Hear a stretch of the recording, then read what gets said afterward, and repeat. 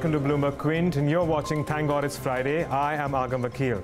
Well, the Indian equity markets have moved up, hit all-time highs, and have come off and cooled off a little. But what are foreign investors thinking about, well, Indian equity markets right now? Well, for that, we are in conversation with Manish Singh, the Chief Investment Officer at Crossbridge Capital, and he can perhaps give us a better idea of what investors may have to look at in the Indian markets, and as well as perhaps a global view as well. Manish, thank you for joining us. I'm going to start off with the fact that, a lot of investors out there are of the opinion now that there is very little value left in Indian equities, considering the fact that the markets have run up so much and valuations, well, look frothy. What is your opinion in this case? Well, I wouldn't agree with that. I'm not saying that you're going to have a massive upside, or the upside next year is going to be same as this year. But the markets don't go up or down just because it has rallied 15% or 20% or not, or any other number one can think of. You have to look at the fundamentals. So a few things are happening. The bank recapitalization plan is extremely important and extremely positive, because it builds the credit channel back again in terms of lending money to businesses. Second, you're talking about India is entering into a phase where you will have low rates, low interest rate, and low and stable inflation. I mean, these are the reasons why you have Moody upgrading India's credit status. These are fundamentally very important things, because these are what you would call a structural change which is happening in the Indian economy. Some driven directly by the government, some driven by the maturity of the investors and maturity of the businesses in the economy. So if you use that as your fundamental underpinning, then there's no reason to say just because you've had such a good year that you should sell all your equities or there's little left. Then one other factor which I think is driving the market is that you are seeing the financialization of assets. People are not just keen on putting money on deposit because of course the interest rates are going to fall, so you're not going to get a huge amount of income from that. But they are feeling very comfortable that they can get into the market and make higher returns, and that itself boosts the market, because your assets grow by virtue of return, also by virtue of having new money. And I'll just give you an anecdotal evidence. I mean, when I talk to my dad who is in India, he's always invested in things like fixed deposit. Of course, he sees that those returns are falling. He has conversation with me about equities. Should he be investing in equities? So if you see somebody who is a retired 72-year-old person talking about should I be moving away from bonds into equity, I mean, even if they move their allocation a very small bit, that is just additional new flow of money. So long as the fundamental underpinning is strong, I don't think there's any reason to believe that you're not going to continue to make money on Indian equities. Right, Manish. So I do want to talk about Indian markets, but before I go into the nitty-gritties of it, I do also want to address what's happening in the US right now. We do have an upcoming FOMC meet. My question really is that how much scope does the US Federal Reserve have to hike rates? I mean, I know that Jerome Powell has indicated that there will be a little bit of a hike, but what's the interest rate trajectory like out there? So what I would say that a December hike is definitely there. So you're going to get that in 2 weeks' time. You saw the Q3 numbers, and the data was revised up to a growth rate of 3.3%. So that's a very good growth rate given what the expectation was. So again, if you look at the underpinnings of the market in terms of where are we are at 4.3% US unemployment rate. On the same trajectory, this unemployment rate is going to fall below 4% in next 12 months, and that is definitely going to be inflationary again. So as a central banker, Fed will clearly be worried about that. Data indicate that the market could be heating up. Now that's based on unemployment number, GDP growth number. But you also look at, I mean, there was another piece published in Wall Street Journal last week which talked about how the bank lending has dropped. It has dropped a lot compared to what it used to be. So what does that tell you? Does that tell you that there is some demographic changes, or there is a change in consumption pattern, which means that things are not going to heat up as expected? On the current basis, I mean, even I wrote my newsletter last week, and I think that we are going to get at least 3 hikes next year, and 1 in December, i.e. 4 hikes, which means that the short-term rates are going up by 1%, and you will see a more flattening of the yield curve, and that will worry some people, in the sense that does it mean that you have recession in less than 12 months' time?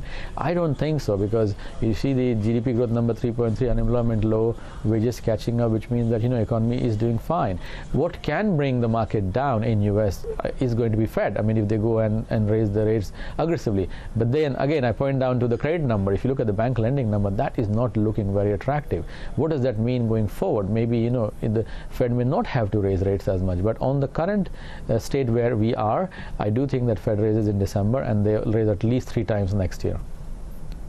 Your take on the US equity markets. Once again, there are at least some analysts out there who do suggest that valuations do look very rich in those markets as well. So, I'm fully invested in the US market. In fact, I have been US overweight for the whole of this year, and it has done well for me, and especially overweights in technology. And I continue to maintain that.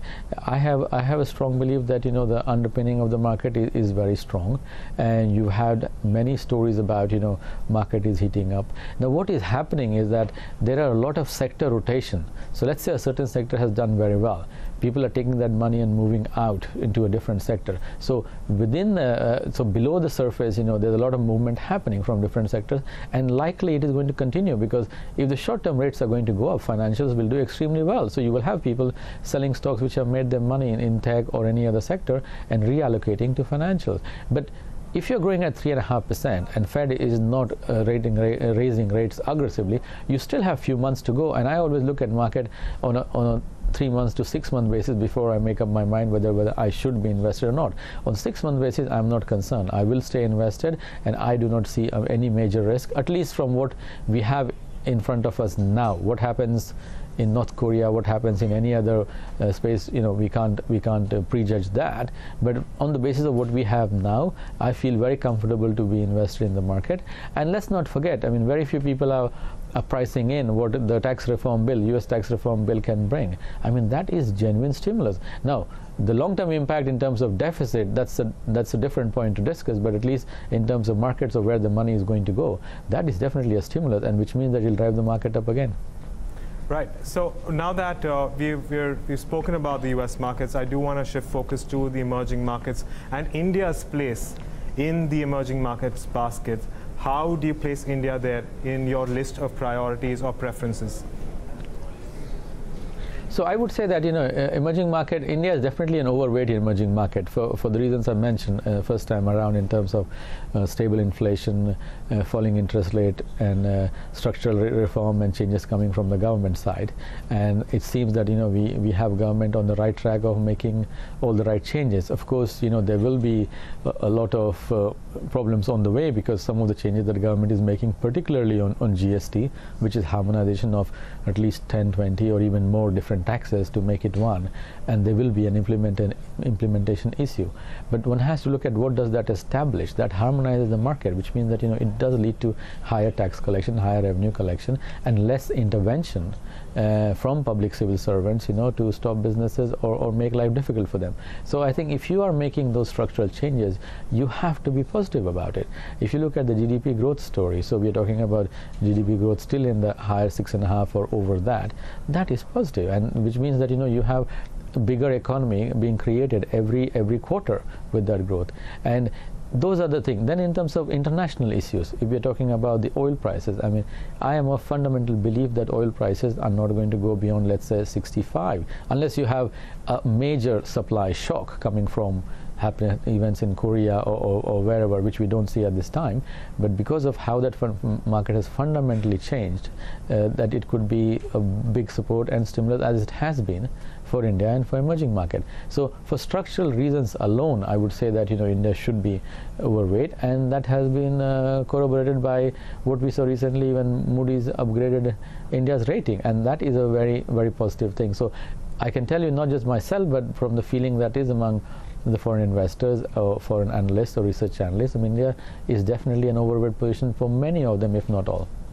Manish, you spoke about the likelihood of interest rates falling in India, but from the Monetary Policy Committee, we understand that at least one member is now issuing, or rather raising the issue of raising rates. Does that not concern you? Because there are now a lot of people who suggest that we could see a very long period of absolutely no change in interest rates, and perhaps later on we could even see a little bit of an increase. Does that concern you? Okay, so what I would say that See, long term of interest rate being stable, yes, I think that is a good thing, and that may happen. Now, for this one particular person you're talking about who is considering raising interest rates, I mean, I have not looked into the reason that they have given, but what I would say that having a stable inflation is an absolute must. And given that how much of India, the food inflation or the basket of food and the inflation in it has an impact on the top line in terms of the CPI inflation, if it is based on having that concern because the food inflation part can rear its ugly head, then yes, I think that if you have such a situation and you have a quarter increase, I think that should not be alarming, because ultimately what you want is that you cannot achieve lower and stable interest rate without controlling inflation. So if it is for that reason alone, then I wouldn't be worried, and I think that's a good thing. But the way I see where Indian market is placed and the changes that are happening, I do see that we will be on a path of a very stable interest rate and very stable and falling interest rate. Of course, the interest rate will not fall precipitously or very quickly, because that in itself could bring about inflation. So I think the central bank is going to be very careful about it.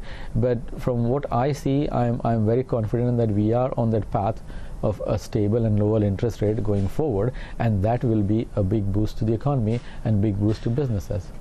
Right, Manish, you also spoke about the PSU bank recap right now, and again, so far, a majority of investors abroad have been overweight the public sector space, or rather the private sector space in India. Does this change your stance when it comes to the public sector space as well? Well, the public sector market is clearly, the banks way much higher than the private sector ones.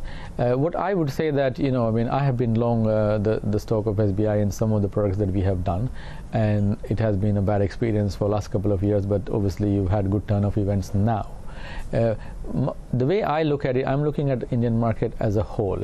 I do see that a good and healthy financial sector is a must to have a good economy. I mean, if you look around the world in Europe or in US, and only lately you've seen the tech companies taking over as a big market cap or the higher market cap than financials, but you have to have a very strong financial system, and that is being driven by strong banks with credible balance sheet who are extending credit to the economy. So on that basis, I would say that yes, I mean, you have to be positive on the Indian bank sector, and the public sector banks have to play a massive role into it. Now, there have been questions about NPAs and NPLs, and people have different numbers going from 4% to 8% and what not, because people have their own guesses about it. So any clarity on that, everyone accepts that the balance sheet has been imperiled by the bad loans that they have made. So any clarity on that and acceptance of that and recapitalization of the bank balance sheet is positive, and that's what we have seen. Now, it has been announced that we have to see how it is implemented, and based on how soon it is implemented and how far it goes, that will drive the confidence in the public sector bank. And unless you get a complete clarity and implementation on that, people will still be excited more about the private sector, because probably they have an upper hand in the way they are run. Right, Manisha. In the short term, I suppose the two of the most important events that are coming up from the government's point of view are the Gujarat state elections, and of course after that we will have the union budget. My question really is to do with the government's race to the elections of 2019. How do you expect them to play their cards when it comes to the economy, and which could affect the impact and have an impact on markets? Well, I mean, I would say that the current government clearly looks set on a path to having a really good run, given the set of economic data, the set of investor sentiment, and also the way the current government is being run as an organization. Seem to be a very disciplined way of running things. You haven't had any major fraud cases or corruption cases as people have got used to with previous government, so that is positive. I would also think that given that they would not like to see any big economic surprises, that you would think that the finance minister will be slightly more lax in terms of being more stimulative and keeping the economy more stimulated, because that builds in nicely into when you go into the elections in 2019.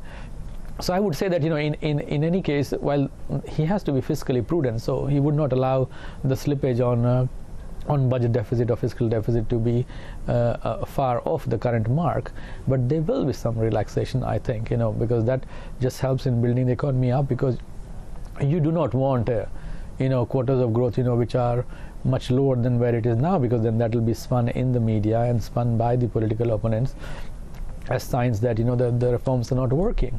So they will be mindful of that, and if they have to be a slightly populist, probably they will do that as well, which should not be seen as a negative for a long term, because you clearly want a stable government. You want a government which thinks that they are here for the long run. Only then they can make changes, because India has had a very bad past where you had sets of coalition government and government supported by different interest groups, and that doesn't help you. So you really have to give the government your support, and unless you have a major concern about the probity and how things are run, you have to support the government. So I think these two things will work well. I'm very confident that I think the current government will go on to win the next election, and that should be seen as a good thing, because you will have a reformist government who has another 5 years to run, and which means they will probably be more bolder.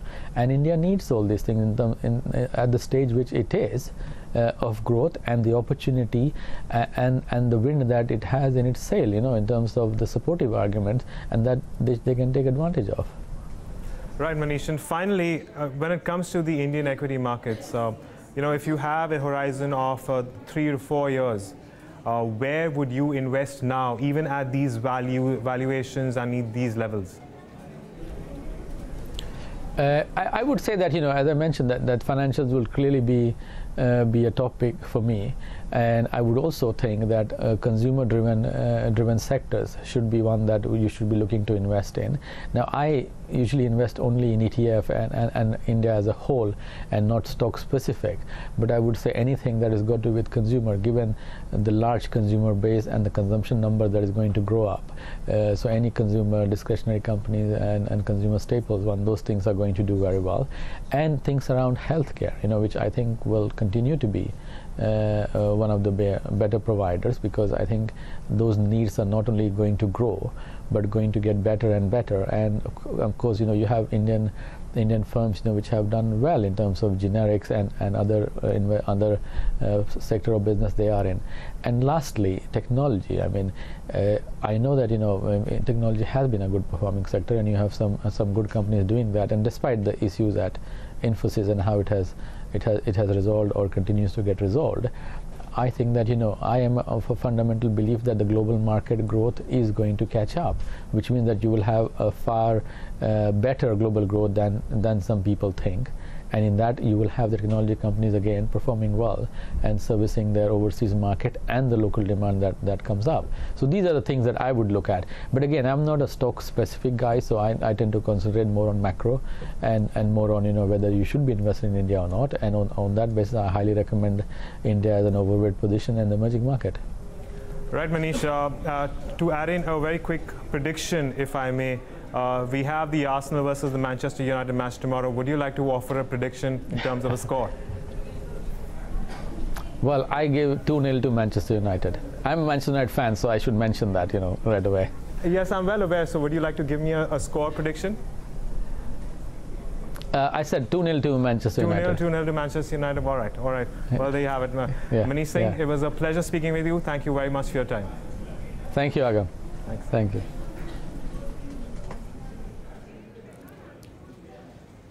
No, that's fine.